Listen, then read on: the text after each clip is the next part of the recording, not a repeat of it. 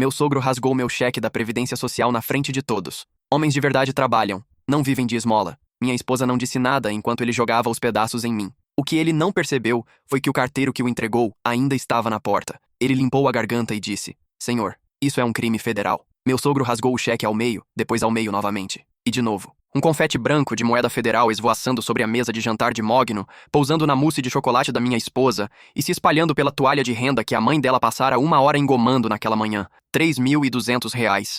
Meu benefício por invalidez, a única renda que mantinha eu e Luana à tona enquanto eu não podia trabalhar. Desaparecido. É isso que eu penso sobre esmolas, disse Rogério, sua voz ecoando pela sala de jantar silenciosa. 12 pares de olhos o observaram jogar os restos em mim. Eles bateram no meu peito, caíram no meu colo e rolaram para o chão de madeira. Talvez agora você levante essa bunda e encontre um trabalho de verdade. Fiquei sentado lá, congelado. Pedaços do documento do Instituto Nacional do Seguro Social, número 847392614, espalhados ao meu redor como evidência em uma cena de crime. Foi quando Carlos falou: Senhor, todos se viraram. O carteiro ainda estava parado na porta da sala de jantar, segurando sua bolsa de couro amarela e azul, ainda com seu uniforme dos Correios com os broches de 23 anos de serviço no colarinho. Eu tinha esquecido que ele estava lá. Isso é um crime federal. Eu estava casado com Luana há 4 anos. 4 anos bons, na maior parte. Nós nos conhecemos em um evento beneficente da faculdade comunitária, onde ela era voluntária, e eu estava doando materiais da construtora onde trabalhava. Ela era linda, cabelos escuros, sorriso caloroso, o tipo de pessoa que fazia você se sentir a pessoa mais importante da sala. Namoramos por 8 meses antes de eu pedir a mão dela. Casamos na igreja dos pais dela em Campinas. Cerimônia pequena, 50 pessoas. Rogério fez um brinde sobre como estava confiando a filha dele a mim e como era bom eu não decepcioná-la. Prometi que não faria isso. Os primeiros 3 anos foram ótimos. Eu ganhava um dinheiro decente como mestre de obras. R$ 120 mil por ano mais horas extras. Tínhamos economizado para a entrada de uma casa. Falávamos sobre filhos. Tínhamos planos. Então veio o dia 17 de novembro de 2021, o dia que mudou tudo. Estávamos trabalhando em uma obra comercial no centro de São Paulo, um complexo de escritórios de 7 andares. Eu estava no 3º andar coordenando a instalação de uma viga de aço com o operador do guindaste. O cabo falhou. Uma viga I de 2 toneladas e 6 metros de comprimento soltou-se do cabo do guindaste às 14h47. Atingiu-me em cheio na parte inferior das costas, me prensando contra o chão de concreto. Lembro-me do som, como um galho de árvore se partindo, mas o galho era minha coluna. 2 vértebras esmigalhadas, discos L4 e L5 herniados, danos nos nervos. A cirurgiã ortopédica, doutora Patrícia Yei, me disse que eu tinha sorte de andar, que se a viga tivesse atingido 15 centímetros acima, eu estaria paralisado da cintura para baixo. Mas você nunca mais fará trabalho físico, disse ela. Suas costas não aguentam. 9 quilos é sua capacidade máxima de levantamento. Qualquer coisa a mais arrisca paralisia permanente. Eu estava sem trabalhar há 3 anos. O seguro de acidente de trabalho cobriu as cirurgias, a fisioterapia, os medicamentos. Mas depois de 18 meses, determinaram que eu tinha atingido a melhora médica máxima. Tradução: aquilo era o melhor que eu ia ficar. Então solicitei a aposentadoria por invalidez no INSS. O processo levou 14 meses. Formulários, registros médicos, 3 perícias separadas com médicos do governo, uma audiência perante um juiz federal, meritíssimo Miguel Torres, que revisou meu caso e determinou que sim, um homem com 2 vértebras esmigalhadas e danos permanentes nos nervos se qualificava como inválido. A carta de aprovação chegou em março. Pagamentos retroativos cobrindo o tempo que eu não pude trabalhar, depois depósitos mensais de R$ 3.200. Não o suficiente para viver com conforto, mas o suficiente para manter as luzes acesas e comida na mesa enquanto eu descobria o que viria a seguir. Luana tinha me apoiado no início. Vamos superar isso, disse ela após minha lesão. Você vai se curar. Vamos ficar bem. Mas à medida que os meses viravam anos, vi a dúvida se infiltrar. O jeito que ela olhava para mim quando eu não podia ajudar a mover móveis. O silêncio quando as amigas falavam sobre as promoções dos maridos. A tensão quando eu tinha que me deitar no meio do dia porque a dor era intensa demais. E a família dela, especialmente Rogério, tinha sido pior. Rogério Mendes era um engenheiro aposentado de uma grande multinacional, 67 anos, trabalhou por 42 anos antes de se aposentar com uma pensão integral. Um homem que se fez sozinho, ele gostava de lembrar a todos. Cresceu pobre no interior de Minas Gerais, pagou a própria faculdade, construiu uma carreira com trabalho duro e determinação. Ele nunca escondeu sua decepção comigo. Quando eu tinha sua idade, eu sustentava minha família, disse ele no Natal do ano passado. Não ficava sentado recebendo cheques do governo. Não estou sentado, respondi. Estou me recuperando de um acidente de trabalho. Desculpas. Meu pai quebrou as costas em um acidente na mina e ainda trabalhou até os 70 anos. A medicina evoluiu desde então. Os médicos, na verdade, dizem para as pessoas não causarem danos permanentes agora. Rogério me fuzilou com o olhar. Geração de vidro. Luana mudou de assunto. Todo jantar em família desde então seguia o mesmo padrão. Rogério fazia algum comentário sobre homens aptos para o trabalho, ou bolsa esmola, ou dependência do governo. Eu mordia a língua. Luana ficava em silêncio. A mãe dela servia a sobremesa e fingia que nada estava errado. O jantar de domingo de hoje tinha começado normal. A família inteira da Luana, 12 pessoas, espremida ao redor da mesa de jantar na casa dos pais dela. Seus 2 irmãos, Jaime e Tomás, sua irmã Michele, cônjuges, pais, avó Helena. Tínhamos passado pelo assado, pela conversa fiada sobre futebol e clima, e pelo recital de dança da filha da Michele. Então, a campainha tocou durante a sobremesa. Levantei-me devagar, com cuidado,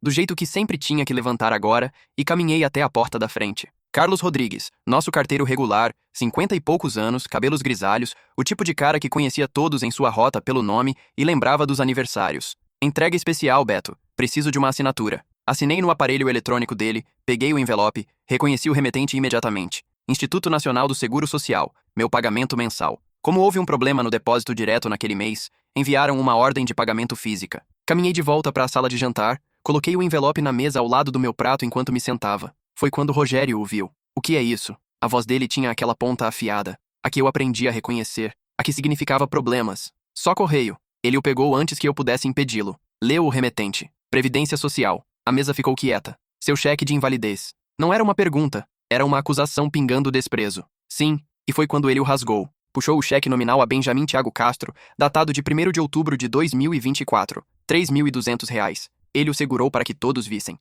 Todo santo mês por não fazer absolutamente nada. Rogério! Luana começou. Não, Luana, seu marido precisa ouvir isso. Ele olhou para mim com puro nojo. Homens de verdade trabalham. Homens de verdade sustentam suas famílias. Eles não vivem de esmolas do governo pagas por pessoas como eu, que realmente contribuíram para a sociedade. Meu maxilar se contraiu tão forte que achei que meus dentes quebrariam. Trabalhei na construção civil por 15 anos, até que uma viga de aço caiu nas minhas costas e esmigalhou 2 vértebras. Eu não escolhi isso. Desculpas. Muita gente tem dor nas costas e ainda trabalha. Eles superam a dor. Eles provêm. Eu fisicamente não posso levantar mais de 9 quilos sem arriscar paralisia permanente. Porque você é fraco. Ele se levantou, com todo o seu 1,90 m, elevando-se sobre a mesa. Minha geração não desistia quando as coisas ficavam difíceis. Nós superávamos. Trabalhávamos com lesões. Fazíamos o que precisava ser feito. Estou cuidando da minha família com meus impostos. O rosto dele ficou vermelho, veias visíveis no pescoço. Com o dinheiro roubado de pessoas que realmente o ganham.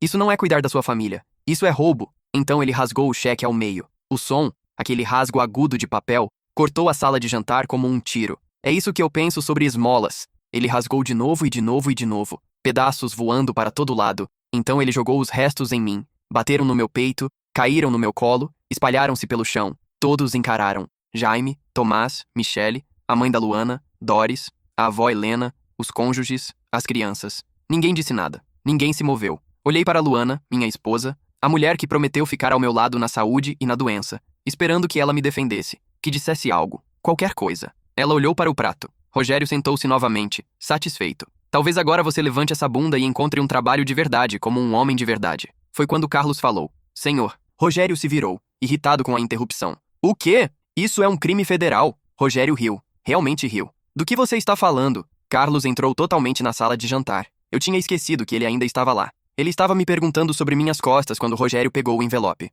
Destruir correspondência do governo, disse Carlos. A voz dele era calma, profissional. Especificamente um documento de benefício federal emitido pela Previdência Social. Isso é crime previsto no Código Penal e na legislação federal. Dano qualificado contra o patrimônio da União e supressão de documento. O riso morreu no rosto de Rogério. Sou carteiro, continuou Carlos. Não sou policial, mas sou funcionário de uma empresa pública federal e acabei de testemunhar o senhor cometer um crime contra a União. Sou obrigado por lei a reportar. A sala ficou absolutamente silenciosa. Dava para ouvir um alfinete cair. O rosto de Rogério começou a ficar vermelho novamente. Saia da minha casa. Já estou saindo, disse Carlos calmamente. Mas vou registrar um boletim de ocorrência no momento em que voltar à agência dos Correios. E vou documentar tudo o que presenciei. Ele pegou o celular, começou a fazer anotações. Hora, 13 horas e 47 minutos. Local, Rua dos Pinheiros, número 384. Testemunha, sujeito. Ele olhou para Rogério. Nome? Você não precisa do meu nome. Eu preciso. Para o relatório. Carlos esperou. O rosto de Rogério foi de vermelho para roxo.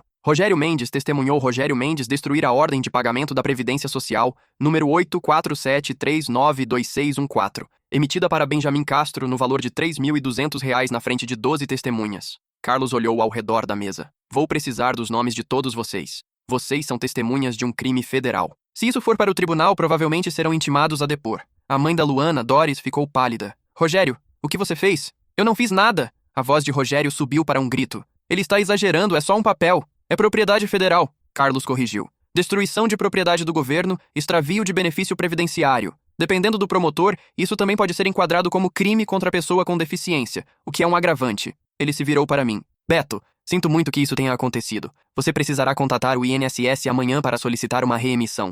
Eles vão reemitir, mas pode levar de 2 a 3 semanas. 2 a 3 semanas. Nosso aluguel vencia em 5 dias. Senti meu estômago cair. Carlos me entregou um cartão de visita. Aqui tem a ouvidoria. E se você quiser fazer um boletim de ocorrência na Polícia Federal, o que eu recomendo, ficarei feliz em fornecer meu depoimento. Tenho 23 anos de Correios. Conheço a lei. O que ele fez é grave. Obrigado, Carlos. Ele assentiu. Olhou para Rogério mais uma vez. O senhor provavelmente deveria arranjar um advogado, Sr. Mendes. A Polícia Federal não brinca com esse tipo de coisa. Então ele saiu. A sala de jantar ficou congelada por talvez 10 segundos depois que Carlos saiu. Então todos começaram a falar ao mesmo tempo. Pai, o que você estava pensando? Ele está falando sério? Eles podem realmente processar? Rogério, você rasgou o cheque de invalidez dele. Somos todos testemunhas agora. Rogério afundou na cadeira. O rosto dele drenou de roxo para branco. Isso é ridículo. Eles não vão realmente processar por causa de um cheque. Eles processaram uma mulher no interior de São Paulo ano passado pela mesma coisa. Eu disse calmamente. Todos se viraram para me olhar.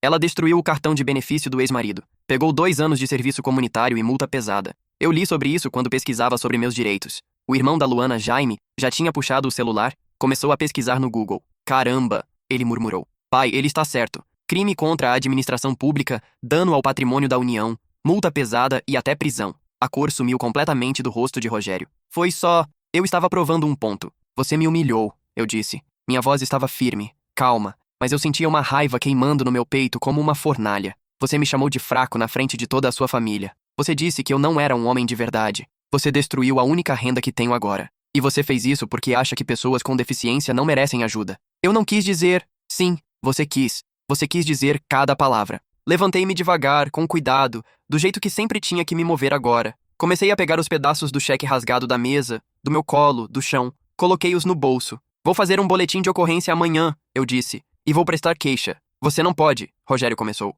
Eu posso e eu vou. Porque o que você fez não foi apenas ilegal. Foi cruel. E você fez isso para provar um ponto sobre pessoas que você não entende e não se importa em entender. Luana finalmente falou. Beto, talvez possamos simplesmente deixar isso para lá. Virei-me para olhar para ela. Realmente olhar para ela. Deixar para lá? Minha voz estava quieta, perigosa. Ele destruiu o dinheiro do nosso aluguel. Me chamou de fraco. Jogou papel rasgado em mim como se fosse lixo. E você não disse nada. Ele é meu pai. E eu sou seu marido com uma deficiência legítima que ele acabou de zombar na frente de todos que você conhece enquanto cometia um crime federal. Ela desviou o olhar. Não conseguia encontrar meus olhos. Você pode ficar aqui se quiser, eu disse. Eu vou para casa. Saí. Entrei no nosso Honda Civic 2012. Dirigi para longe. E enquanto estava sentado no sinal vermelho na Avenida Brasil, a 3 quarteirões da casa de Rogério, com pedaços rasgados do meu cheque no bolso e o silêncio da minha esposa ainda zumbindo nos meus ouvidos, percebi algo. Eu tinha terminado. Terminado de pedir desculpas por estar ferido. Terminado de aceitar a humilhação. Terminado de deixar a família da minha esposa me tratar como se eu fosse menos que humano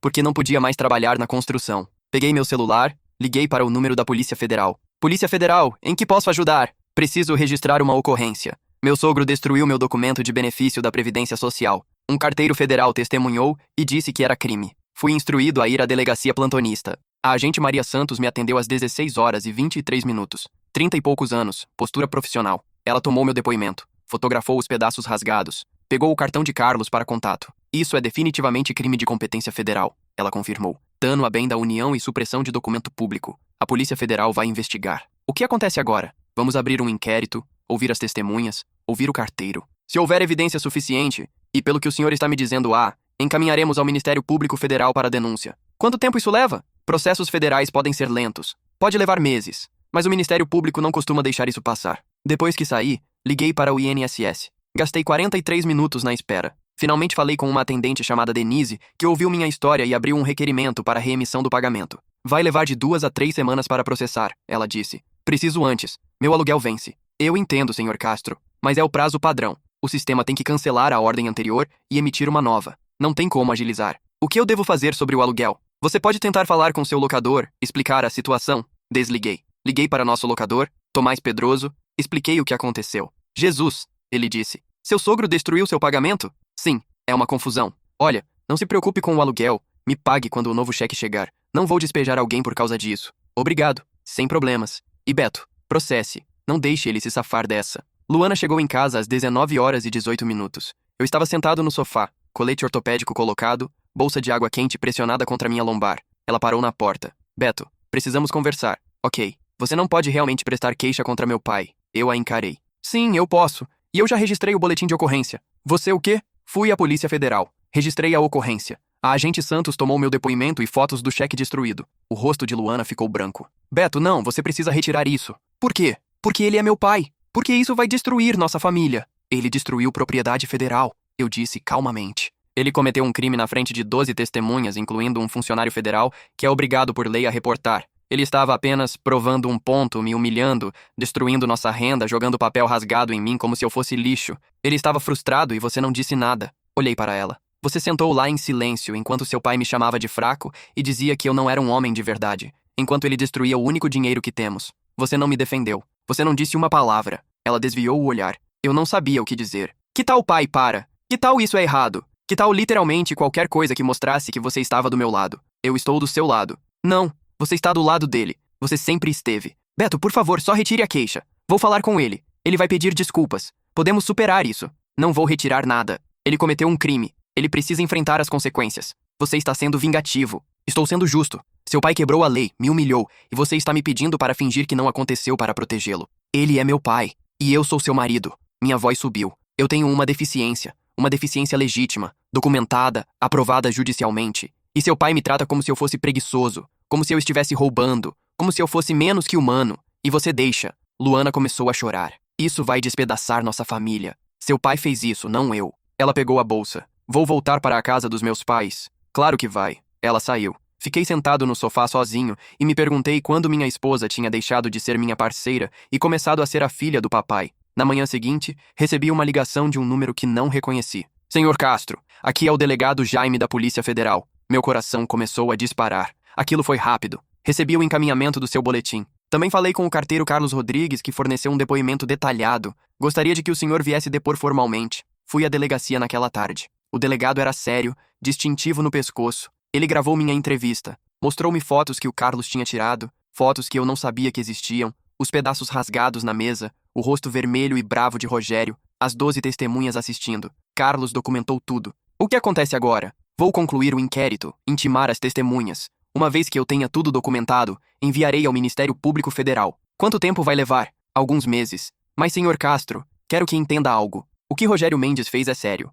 Não é só sobre o dinheiro. É sobre a integridade do sistema de benefícios federais. Se as pessoas puderem destruir documentos do INSS sem consequências, isso mina todo o programa. Eu entendo. O senhor está preparado para ir ao tribunal? Para sua família ser envolvida? Pensei em Luana, nas lágrimas dela na noite passada, nela escolhendo o pai em vez de mim. Sim, eu disse. Estou preparado. O delegado Jaime moveu-se rápido. Em 2 semanas, ele intimou todas as 12 testemunhas. A família de Luana aparentemente não ficou feliz com isso. Doris me ligou. Beto, por favor. Rogério está aterrorizado. Ele tem 67 anos. Ele não pode ir para a prisão. Ele deveria ter pensado nisso antes de destruir propriedade federal. Ele cometeu um erro. Ele cometeu um crime na frente da família inteira porque queria humilhar alguém com deficiência. A senhora não consegue entender isso? Não pode encontrar em seu coração o perdão? Não, não posso. Desliguei. Luana continuou morando com os pais, pediu a separação. Contratei uma advogada, Susana Chagas, especialista em família com 18 anos de experiência. Iniciamos o processo de divórcio.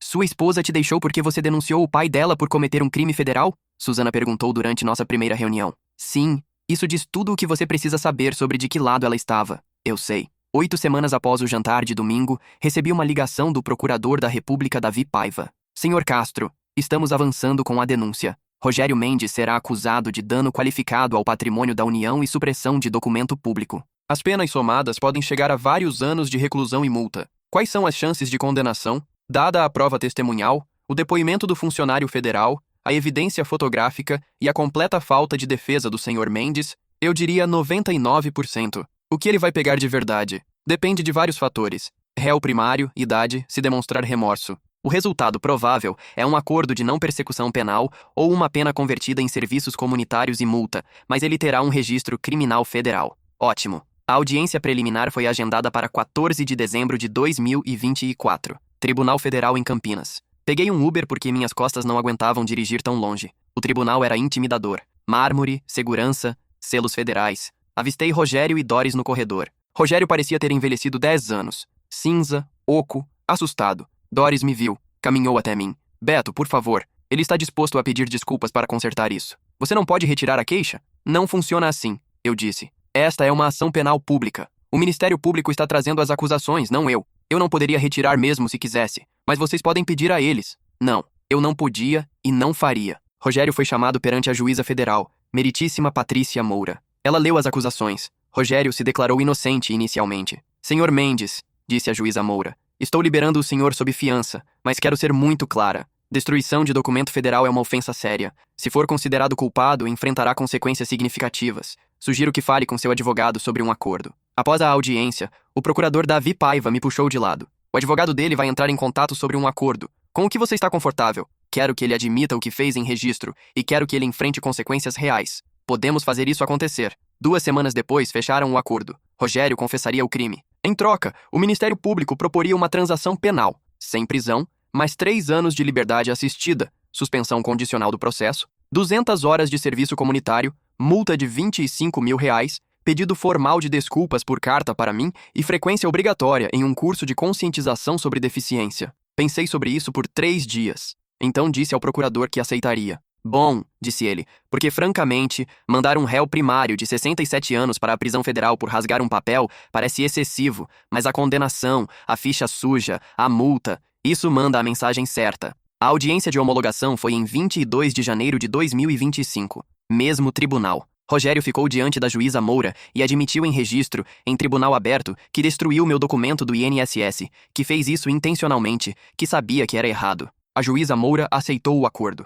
Senhor Mendes, disse ela, o senhor violou a lei federal, destruiu propriedade do governo e fez isso para humilhar alguém com uma deficiência legítima. Isso reflete muito mal em seu caráter e julgamento. Rogério encarou o chão. O senhor tem sorte que o senhor Castro e o Ministério Público concordaram com este acordo. Tem sorte de não ir para a prisão, mas precisa entender algo. O senhor agora tem um registro criminal federal que o seguirá pelo resto da vida. Terá que divulgar isso em verificações de antecedentes. Isso não valeu a pena. Eu entendo, meritíssima. Ótimo. Certifique-se de que entende. O senhor está sentenciado às condições acordadas. O martelo bateu. Rogério Mendes, engenheiro aposentado, 67 anos, homem que se fez sozinho, agora tinha uma condenação federal por destruir meu cheque de invalidez no jantar de domingo. 6 meses depois, meu divórcio de Luana foi finalizado. Ela lutou por pensão alimentícia. Minha advogada riu e apontou que eu era o único com deficiência e sem renda além do meu benefício mensal. Luana não conseguiu nada. Meu pagamento reemitido do INSS chegou 3 semanas após o jantar de domingo. Nosso locador Tomás foi paciente.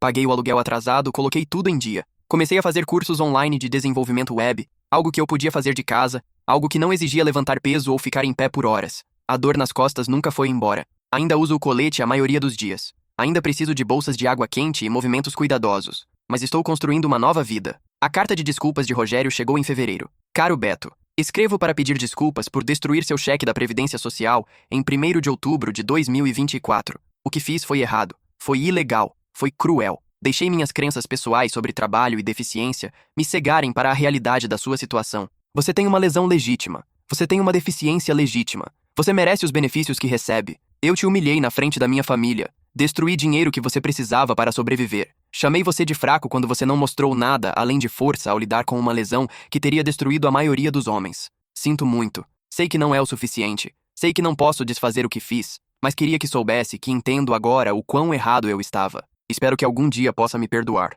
Rogério Mendes. Li 3 vezes, arquivei e nunca respondi.